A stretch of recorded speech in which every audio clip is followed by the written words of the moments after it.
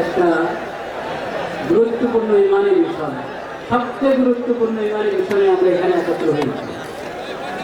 বিষয়টা সবার কাছে স্পষ্ট, কিন্তু কিছু লোক অস্পষ্টতা সৃষ্টি করার চেষ্টা করে। ওই বিষয়ে আমি এক দুটো কথা বলতে চাচ্ছি। আরে ভাই, অনেকে ধোকা দেয়, হতে পারে সে নিজের ধোকার মধ্যে আছে। সেটা হলো এটাকে মযহাবের ইখতিলাফ মনে করে। হানাফি, শাফিঈ, হাম্বলি মযহাব, দেখেন সব মযহাব আহলুস সুন্নাত ওয়াল জামাতের অধীনে। আহলুস সুন্নাত ওয়াল জামাতের এক একটি মযহাব। কাদিয়ানী আহলুস সুন্নাত ওয়াল জামাত হবে দূরকতরত ইসলামের মন্দির থেকে বাইরে, তাহলে এটা মযহাবের ইখতিলাফ নয়। 2 নম্বর, কেউ কেউ এটাকে ফিরকার ইখতিলাফ বানাতে চায়। খবরদার, ফিরকা আহলুস সুন্নাত ওয়াল জামাতের মধ্যে হেদায়েতের উপরে তো নাই, ওরা গোমরাহ। যত ফিরকা, বেদাতি ফিরকা, গোমরাহ ফিরকা, ওরা গোমরাহ। কিন্তু তারপরও কোনো না কোনো ভাবে কোনো রকম ইসলামের গণ্ডির মধ্যে আছে।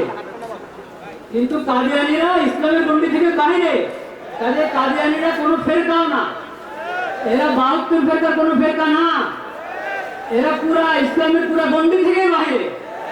এটা মযহাবেরও ইখতিলাফ না, ফিরকারও ইখতিলাফ না। তাহলে কি? এটা হলো ইসলাম আর নন ইসলাম, উম্মতে মুসলিমার থেকে বাইরে ভিন্ন একটা মতবাদ হলো কাদিয়ানী মতবাদ। এটা স্পষ্ট থাকতে হবে সবার কাছে, প্রশাসনের সবার কাছে, সাংবাদিকদের সবার কাছে স্পষ্ট থাকতে হবে। আরো একটা ধোঁকা প্রতারণার শিকার হয় বা স্বীকার করতে চায় অনেকে, যে এই দেশে তো কত মুসলিম আছে, কাদিয়ানীরা থাকবে, সমস্যা কি? কাদিয়ানীরা থাকবে, ইসলামের পরিচয় নয়, মুসলিম পরিচয় নয়, অমুসলিম পরিচয় থাকবে। এই কথাটা প্রশাসন বুঝে না, যে তা না, খুব ভালোভাবে বুঝে, সাংবাদিকরা বুঝে, কিন্তু তারা আমানতদারি রক্ষা করে না। নিজেরা মনে হয় ধোকার মধ্যে থেকেও ভান দেখায়, বুঝে না। আসলে সবাই বুঝে, যদি না বুঝে তাদেরকে বোঝা দরকার, শিখা দরকার। ইসলাম ঈমান কাকে বলে, আকীদা কাকে বলে, এটা বুঝতে হবে তাকে। শেষ কথা যেটা বলতে চাই, আমাদের করণীয় আছে, আমাদের করণীয়, প্রশাসনের করণীয়, নিজেদের ঈমান এবং ইসলামের পরিচয় দেওয়া।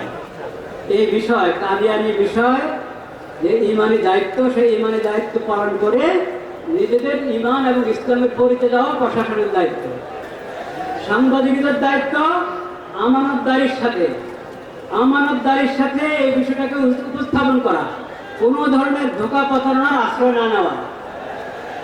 সকল ব্যবসায়ীদের দায়িত্ব, তারা কাদিয়ানীদের সমস্ত পণ্য যাতে এমনি পিছনে পড়ে যায়, ওইভাবে জরুরি সমস্ত পণ্য উৎপাদন করা, বাজারজাত করা। কাদিয়ানীদের সমস্ত আরএফএল এবং প্রাণ, অনেক বিভিন্ন নামে কাদিয়ানীদের অনেক পণ্য আছে, এগুলো সব বয়কট করা, পরিত্যাগ করা জরুরি, ফরজ। এটা ঈমানী দায়িত্ব, এটা ঈমানী দায়িত্ব। নামাজ পড়ি রাসূলুল্লাহ সাল্লাল্লাহু আলাইহি ওয়াসাল্লাম সুন্নাত মোতাবেক, ওযুখানে গিয়ে দেখা যায় আরএফএলের বদনা, আরএফএলের লোটা। এটা কেমন কথা? এটা কি ঈমানী গায়রত চায়? এটা ঈমানী গায়রতের দাবি? এই জন্য কাদিয়ানীদের সমস্ত পণ্য আমরা বুঝে শুনে, যেই নামে অপরিচিত নামে যেটা হয়, ওটা থেকে আমরা দূরে থাকবো ইনশাআল্লাহ।